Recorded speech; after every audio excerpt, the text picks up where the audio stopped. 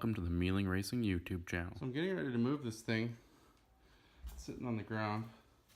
It's a super huge pain in the ass to jack up and down with the side skirts and stuff on, but anyways.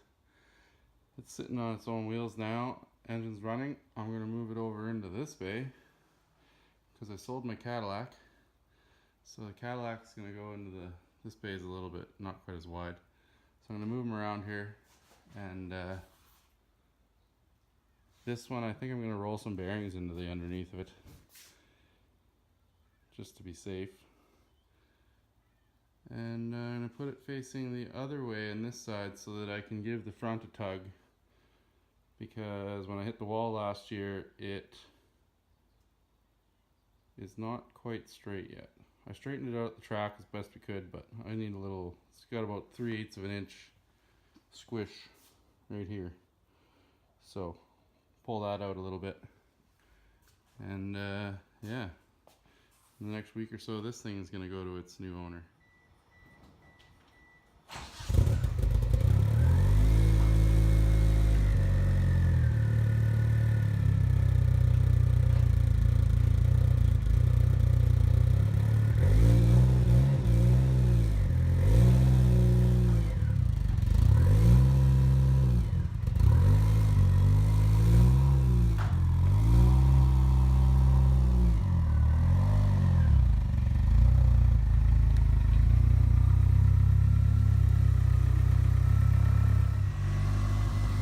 Hasn't been sitting outside in a while. Still covered in all the white baby powder stuff that makes it so you can scan it with a 3D scanner. So we're trying to get it into the computer so we can do some more CFD and maybe get it into a video game.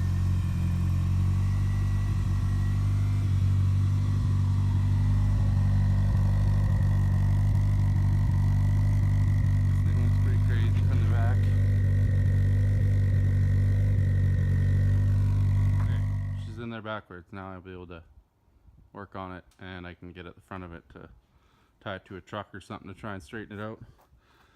It won't go down the driveway without pulling the bumper off, so I had to turn it around in the driveway. And as you can see, there's a little bit of an Austin Powers ordeal, and those tires leave a lot of rubber even just moving it around.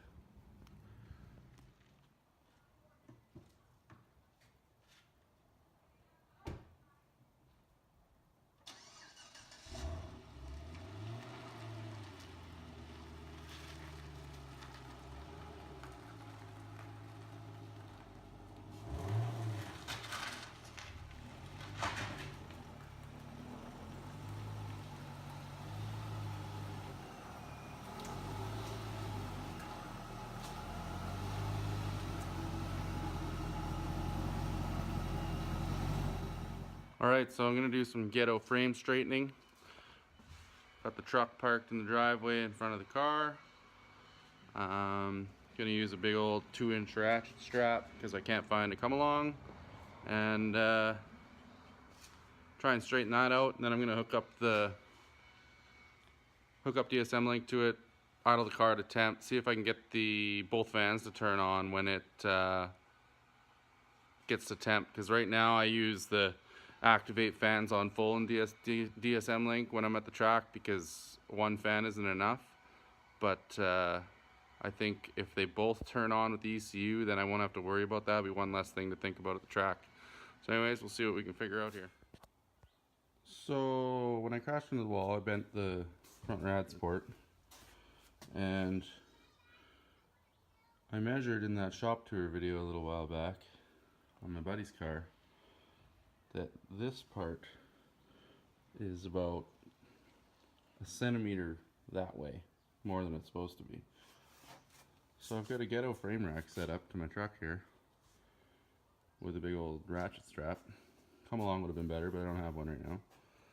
And I'm pulling it. And I think I actually have it to where it needs to be, but I know when I let the tension off it's going to come back, so might take a couple of tries. Maybe give her a little extra pull. See how she does. But the rad support used to be tight on the rad right here, and now it's tight over here, so it is moving. Do some more measuring, see what I can figure out. Okay, so from the firewall to this bolt, supposed to be 85.5, and now I'm 85.7 centimeters. Again, I'm Canadian. So that's pretty close. And actually there's only a little bit of tension on this right now. So if I let that off,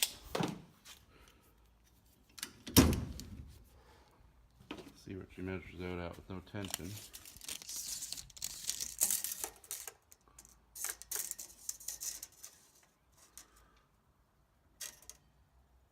Oops. Pretty much bang on with no tension on it, so that's perfect. And now, you can see my little felt here that I used to seal the rad to the rad support. It's sitting almost perfectly straight. And there's actually a gap between the fan and the turbo now, where before it was smashed into there. So I think I've got it. Now I just got to get the hood pins to line up again, because I kind of modified them to work that day I was racing it. Ha! 2 seconds, little bend on the hood pins. Hood lines up about like it used to. There's a little bit of a gap in the fiberglass parts here and here that was there before, but because race car. And it actually closed up the gap right here too. After the accident, there was a much bigger hood gap there. Still got a little bit of a bigger one here, but might be able to just fill this in a little bit. It's not bad up till about here. So I think that's probably pretty good. Good enough for race cars.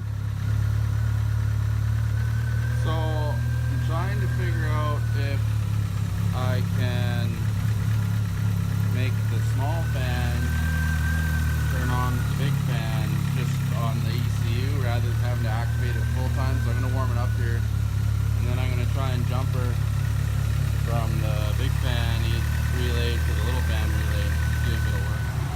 So that seems to be working. That's on. That's on. Unhook that. That one's off. That one's on.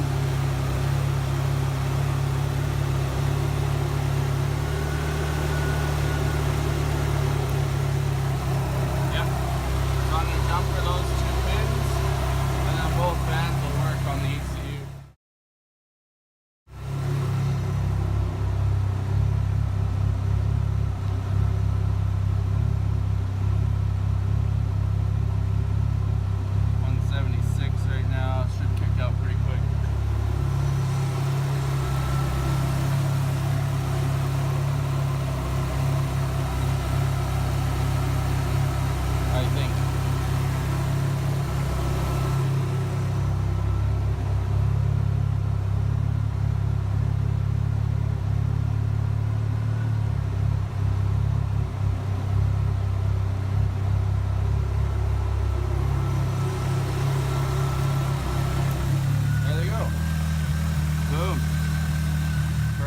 Watching, guys.